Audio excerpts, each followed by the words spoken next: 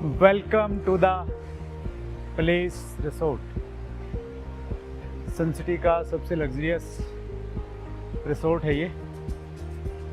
थोड़ा सा व्यू दिखाता हूँ आपको। तो ये हमारी बस है जिससे हम लोग आए हैं, और यहाँ से जैसे ही हम लोग इंटर करते हैं, दिस इज ऊपर से फील वही है, महल जैसा दिख रहा है आपको। ये वाटर बॉडी बनी हुई है। दिन में हम और अच्छा देख पाएंगे, बट लाइटिंग का अपना एक आनंद है, मज़ा है।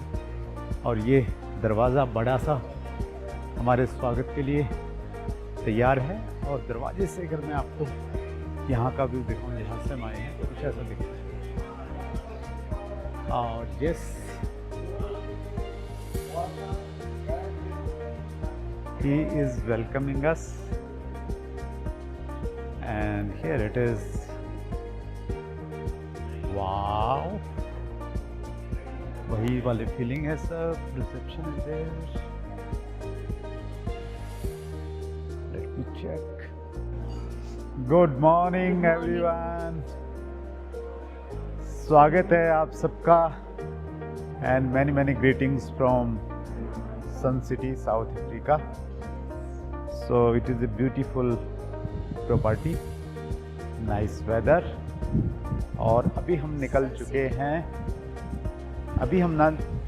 चुके हैं मॉर्निंग वॉक के लिए। मॉर्निंग वॉक हमारी थोड़ी सी तो लेट हो रही है। अगर एग्जैक्टली टाइम मैं आपको बताऊं तो इट इज़ 8:12 हुए हैं। और हाँ, यहाँ थोड़ा सा सूरज देर से उदय होता है और थोड़ा सा जल्दी अस्त हो जाता है, और ठंड रहती है। तो थोड़ा सा देर से उठने में, चलने में थोड़ा ठीक रहता है। और दूसरी बात क्या है, वैसे तो हम हर रोज़ यहाँ 5 बजे उठ रहे थे, क्योंकि कहीं ना कुछ शेड्यूल रहता था। तो आज का वैसा कोई शेड्यूल है नहीं।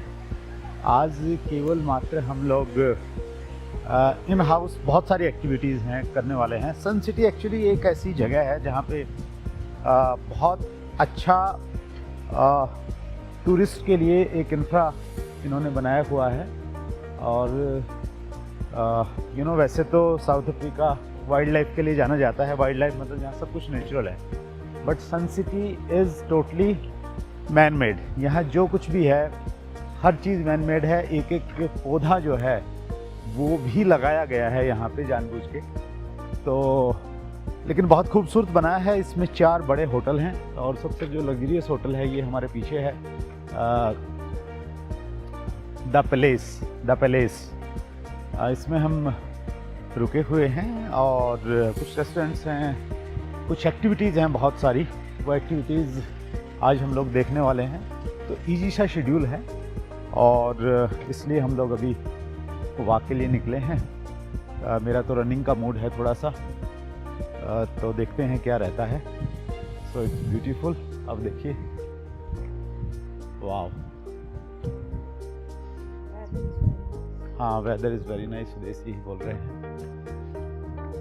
सो थोड़ा सा अपना एक्सपीरियंस भी शेयर करता रहता हूँ, क्योंकि सिर्फ देखने से आप बोर हो जाएंगे। कुछ ना कुछ कानों में जाता रहेगा तो वो थोड़ा अच्छा है। आपकी दोनों इंद्रियां काम करती रहेंगी, कर्ण इंद्री भी, और कौन सी, नेत्र इंद्री, चक्षु भी। सो हमारा ये 13 नाइट्स का शेड्यूल था। एक्चुअली हमने सोचा था पहले शायद 12 नाइट्स का है, 13 नाइट्स का था। और आज हमारी 2 नाइट्स अभी बच गई हैं टूर की, यानी 11 नाइट्स हमारी कंप्लीट हो गई हैं। और हम केप टाउन में आए सबसे पहले। अगर आपने वीडियोस नहीं देखे हैं तो आप देखिएगा। केप टाउन बहुत खूबसूरत है, और उसकी अपनी एक अलग ब्यूटी है। स्नेह देसाई जी हमारे बीच में हैं, जिनकी डायरेक्शन में ये टूर चल रहा है पूरा का पूरा। तो वो आई थिंक केप टाउन में 5 बार आ चुके हैं। तो एक व्यक्ति अगर 5 बार आया है, तो उससे आप अंदाज़ा लगा सकते हैं कि वो किस प्रकार की जगह होगी। तो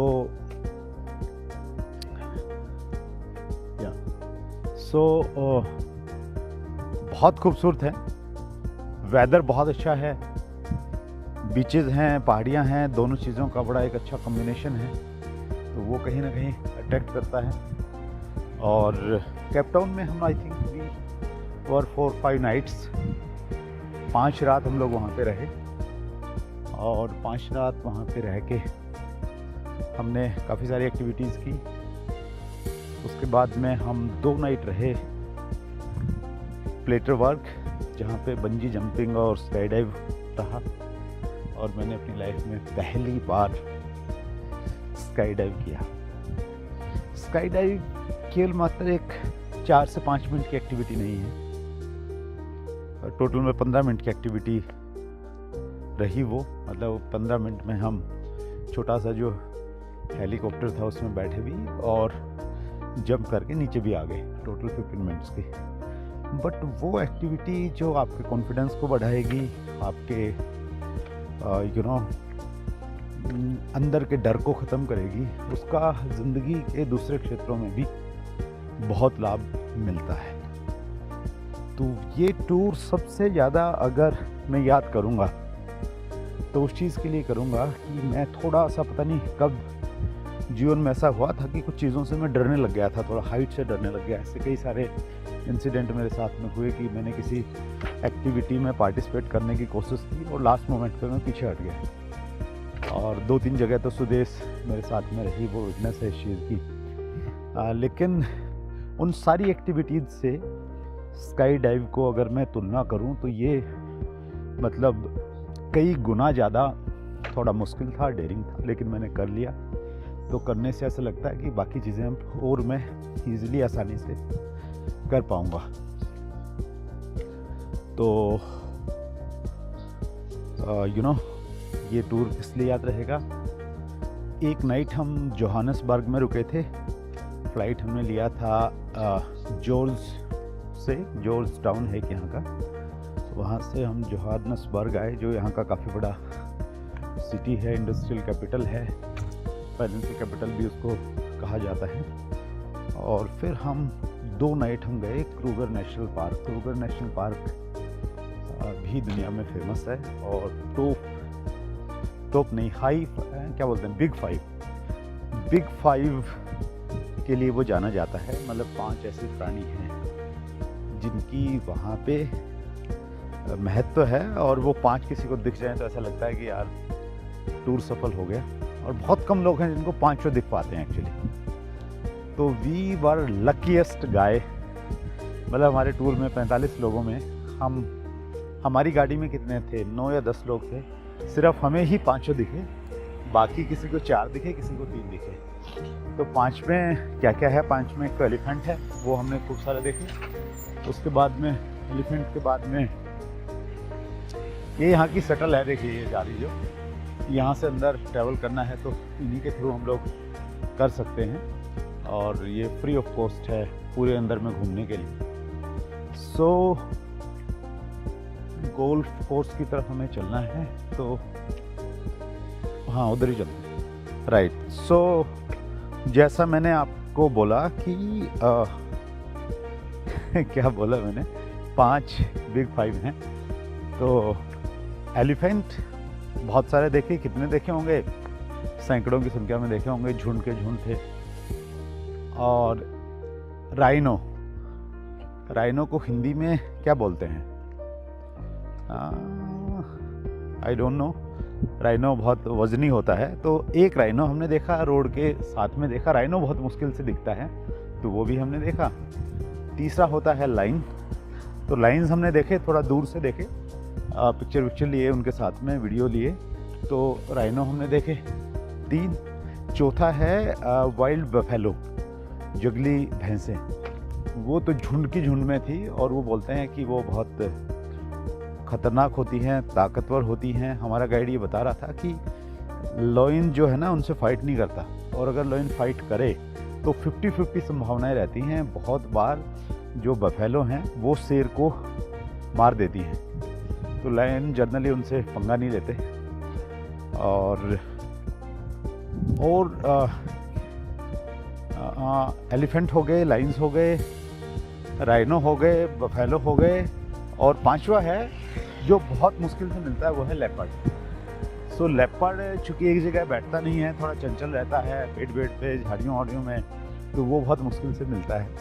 तो लकीली हमने लेपर्ड देखा। जैसे ही हम लोग, आपने पीछे अगर वीडियो देखा होगा तो उस वीडियो में मैंने बताया था कि अभी हम लोग लंच करके वापस जा रहे हैं और थोड़ी सी धूप लग रही है इसलिए। तो जैसे ही हम लंच करके निकले विद इन 5 मिनट्स हमें लेपर्ड मिल गया था। तो लेपर्ड हमने देखा तो हमारे बिग 5 कंप्लीट हो गए थे। तो बहुत सारे लोग हैं जो कई बार आ गए क्रूगर नेशनल पार्क, लेकिन वो बिग 5 एक टाइम में नहीं देख पाते।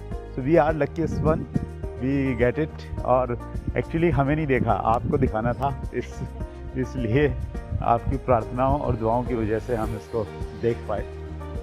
तो वो हमने देख लिया। और राइट, तो 2 दिन हम क्रूगर नेशनल पार्क रहे। और क्रूगर नेशनल पार्क अगर आप आएँ